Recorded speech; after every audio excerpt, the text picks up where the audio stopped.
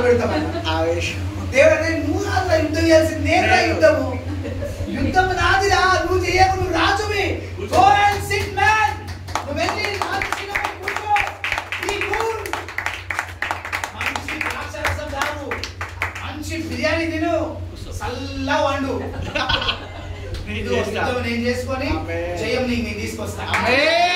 ఈ నా యుద్ధము సైన్యాధిపతి దేవుడు చేస్తే ఇంకా మనల్ని ఓటమి చేసేవాడు ఎవడు లేడు.